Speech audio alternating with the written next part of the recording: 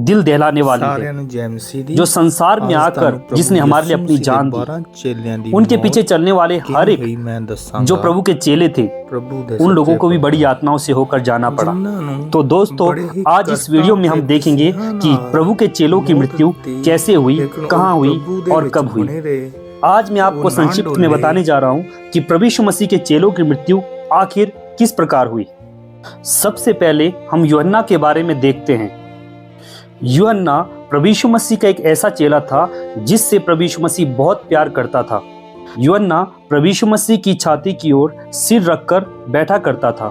12 चेलों में से केवल एक ऐसा चेला है जिसकी स्वाभाविक मृत्यु हुई, परंतु उसे फिर भी बहुत सारी यातनाओं से होकर गुजरना पड़ा था। सच्चाई का प्रचार करने के कारण रोमन शासकों के द्वारा उसे बंदी बना लिया गया था और उसे कोलिजियम में लाकर एक बहुत बड़ी सजा दी गई थी। कोलिजियम रोम साम्राज्य का एक स्टेडियम था जो एक मनोरंजन के लिए बनाया गया था, जहां उसे खोलते हुए तेल के हंडे में डाला गया था। लेकिन उसे उस खोलते हुए तेल में कुछ भी हानि नहीं हुई, क्योंकि प्रभु यीशु मसीह ने उसे बचा लिया। इस बड़े चमत्कार को देखकर बहुत सारे लोगों ने जो कोलिजियम में बैठे थे प्रभु यीशु मसीह पर विश्वास किया और उसे अपना मुक्तिदाता स्वीकार किया। इसके पश्चात यूहन्ना को पतमुस नामक टापू में रोमन शासकों के द्वारा भेजा गया। उसी टापू में प्रभु यीशु मसीह ने अंत के दिनों का प्रकाशन उसे दिया और प्रकाशित वाक्य यूहन्ना के द्वारा लिखा गया। काफी बुजुर्ग होने के कारण वहां से उसे रिहा किया गया और उसके बाद वो इफिसुस में आए। सन 98 ईस्वी के पश्चात उनकी स्वाभाविक मृत्यु हो गई। सिर्फ 12 चेलों में से एक यूहन्ना ही ऐसा चेला है जिसकी प्राकृतिक मृत्यु हुई। इसके बाद हम देखते हैं पतरस के बारे में। पतरस बहुत ही ज्यादा बोलता था और तुरंत से जवाब देता था। वो हर बात में उतावली करता था, लेकिन प्रभु यीशु मसीह ने उसको इतना मजबूत बनाया कि वो प्रभु यीशु मसीह के लिए मरने के लिए भी तैयार रहा। प्रभु यीशु मसीह ने भी पतरस के विषय में कहा, मैं इस पत्थर पर अपनी कलीसिया बनाऊंगा, अधोलोक के फाटक इस पर प्रबल ना होंगे। प्रभु यीशु मसीह के जी उठने और स्वर्गारोहण के बाद पतरस ने प्रचार किया और उस प्रचार से 3000 लोगों ने प्रभु यीशु मसीह पर विश्वास किया। केवल विश्वास ही नहीं बल्कि लोगों ने बपतिस्मा भी लिया। इसका वर्णन प्रेरितों की पुस्तक में आपको मिल जाएगा। पतरस को ईस्वी सन 66 के लगभग क्रूस पे उल्टा करके लटकाया गया, क्योंकि पतरस ने कहा था कि मैं अपने प्रभु यीशु मसीह के लायक नहीं हूं कि मैं सीधा क्रूस पर लटकूं, मुझे उल्टा करके लटका दो।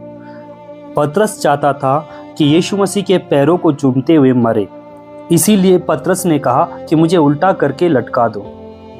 पतरस को रोम के वेटिकन सिटी में टाइबर नदी के पास क्रूस में लटकाया गया। कहा जाता है कि सम्राट नीरो मसीहों से बहुत नफरत करता था, इसीलिए पतरस से पहले पतरस के ही सामने उसके बीवी बच्चों को मार दिया था और आखिर में उसी के द्वारा पतरस को भी मारा गया। अब हम देखते हैं अंद्रियास के बारे में, जो प्रेरित पतरस का छोटा भाई था। जब प्रभु यीशु मसीह ने यूहन्ना से बपतिस्मा लिया तो अंद्रियास भी वहीं पर उपस्थित था। वहां घटी घटनाओं से प्रभावित होकर अंद्रियास प्रभु यीशु मसीह के पीछे हो लिया। अंद्रियास एक ऐसा चेला था जो प्रभु यीशु मसीह का सबसे पहला चेला था। इसी अंद्रियास ने प्रभु यीशु मसीह के बारे में पतरस को भी बताया था और इसी के द्वारा पतरस भी प्रभु यीशु मसीह का चेला बना। अंद्रियास को ईस्वी सन 60 के आसपास यूनान के पट्रास नामक शहर में एक्स आकार के क्रूस पर लटकाया गया।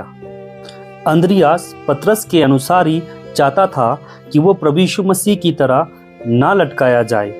उसने निवेदन किया और उसके निवेदन के ही अनुसार उसको एक्स आकार के क्रूस पर लटकाया गया। उसे कीलों से नहीं छिदवाया गया बल्कि उसे बांध कर लटकाया गया।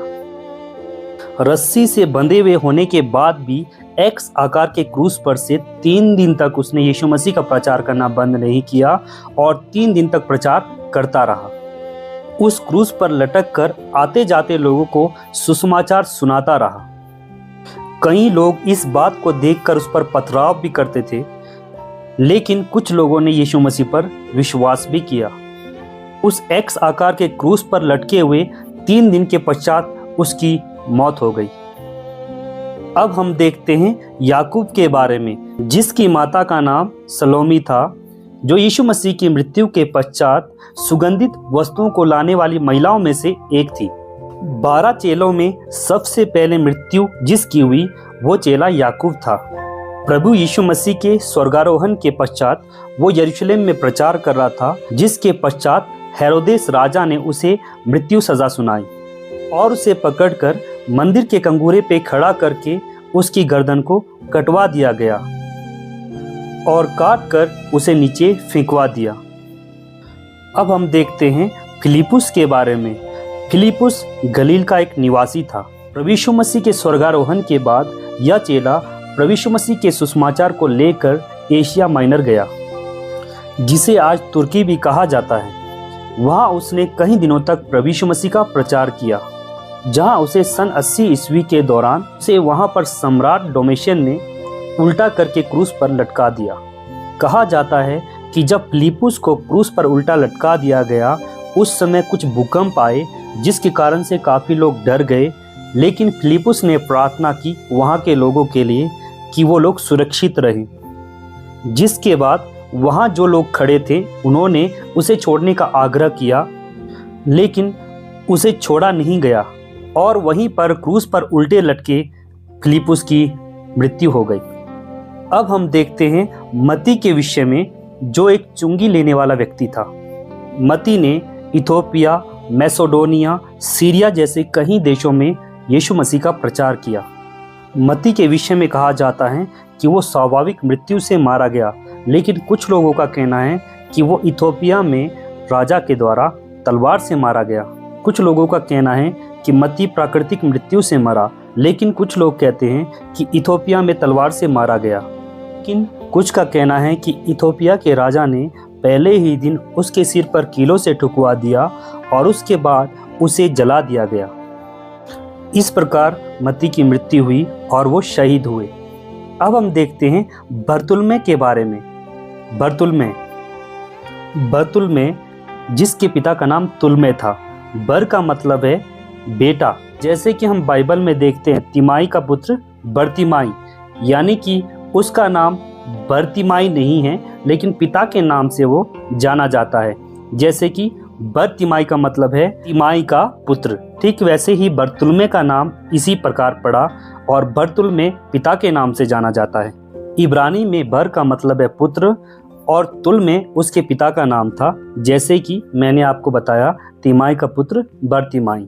कहा जाता है कि बरतुल्मै ने भारत सहित कई अन्य देशों में यीशु मसीह का प्रचार किया। मती रचित सुसमाचार का इब्रानी में अनुवाद भी इसी के द्वारा किया गया। बारबुस राजा की आज्ञा के द्वारा सन 71 ईस्वी में आर्मेनिया में चमड़ी उतार कर उसको क्रूस पर चढ़ा गया और उसका सिर कलम कर दिया गया और फेंक दिया गया। अब हम देखते हैं थोमा के विषय में, जो हमारे देश भारत में भी आया और भारत में आकर यीशु मसीह का सुसमाचार सुनाया, जिसने यीशु मसीह के जी उठने पर शक भी किया था।